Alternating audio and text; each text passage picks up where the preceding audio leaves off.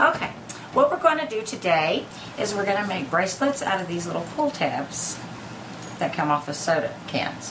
When they come out, they'll look kind of like this. You can use, basically you're just going to use about 30 of these little pull tabs, kind of depending on how big your wrist is. And then you're going to do them together with this stretchy cord. And you can use this. This came from the sewing department, these kinds here. You can also get this from a beading department. When we get it all done, we're going to put a little decoration on it. You can use any kind of beads or buttons, big or small, just whatever you may have. If you use a smaller one, you may want to use a smaller thread that comes from like the beading department. So when you get your string, we're going to cut about a 30-inch piece of this string. Now I have already cut this piece and it's about 32 inches. Give yourself plenty to work with. Okay, we're going to divide our string in the middle. Find your middle place. And then we're going to weave on one of these little tabs just like this. We're going to make it straight across this little straight across middle piece. Just like so. And this is going to be your first tab. You're going to keep them all going in the same direction, up and down this way. But you're going to invert the next one.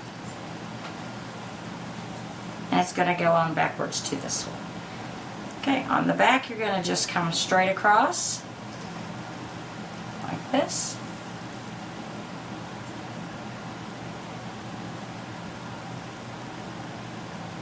Making sure you go through both holes on the second piece.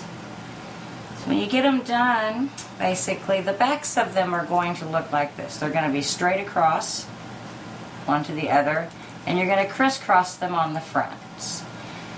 So this is your front. We're going to get another piece. This one going the same direction as your first piece. Line it up there so it's going to go through both these holes and the holes to your back one. And you're going to crisscross it like that. And like that. So now you have your three pieces on there. Your first little straight piece. This one's crisscrossed. These are straight across. And so on this one, this is your back. You'll do another one straight across like this. Remembering that every other one is going to be right side up, wrong side up, right side up, wrong side up as such. These of course will crisscross. Line those up so that you catch both your holes. Like that. So you're crisscrossed in the front.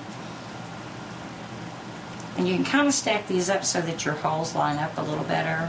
This one's going to go upside, wrong side up, I guess. And your string is going to go straight across in the back again, like so. So now it should look like this, with your back going straight across and your fronts crisscrossing as such. You just keep weaving these on. It'll take somewhere between 26 and 32, depending on how big your wrist is, how big you want to make it. And you just keep weaving them on, right side up and upside down, until you have enough to fit around your wrist.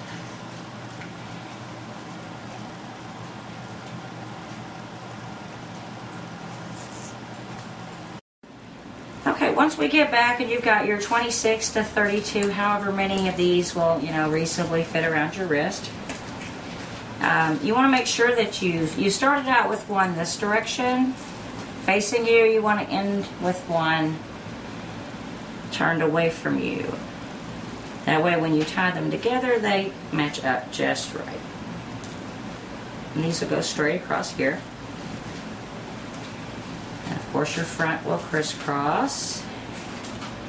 Then you're just going to bring it around, and like I said, if you have that one in the back, that one in the front will match up perfectly. This part's a little bit tricky, having to hold all those pieces together. You just crisscross them like you've done all the way down. Then you can just turn it backwards like this. And just tie this in a knot.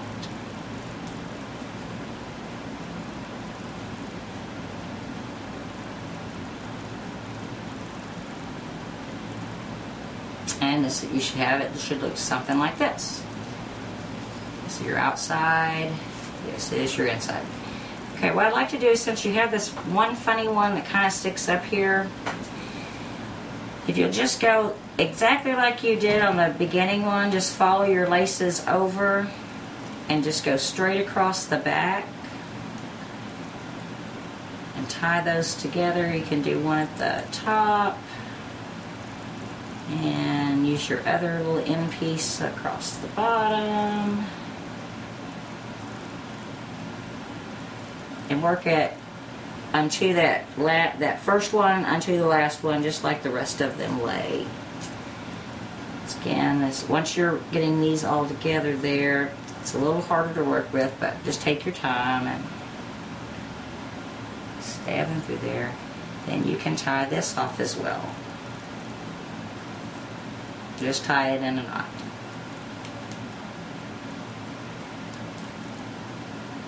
Okay, at this point your bracelet's pretty much done. Now you can leave it like this, or you can use something to put on it. Like this one here has a bead like this, and it's just a big button. I've used these buttons here. They're just little buttons.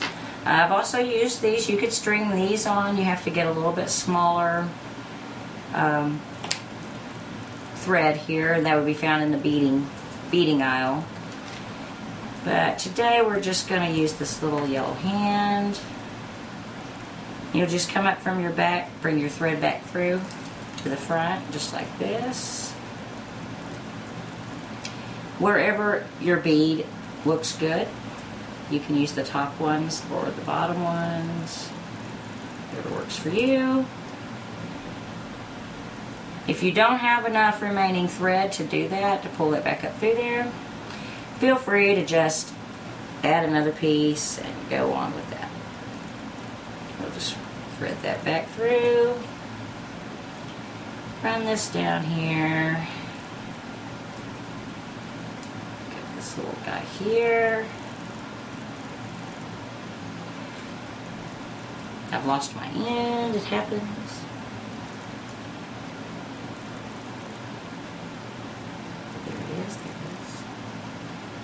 With my multiple ends back here, sometimes you lose track of where you are, but here we are. Stick that through someplace back here.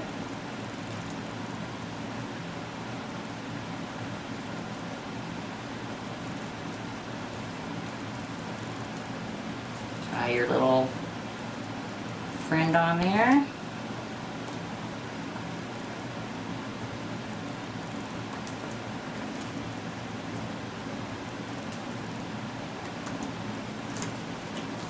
And you have a bracelet.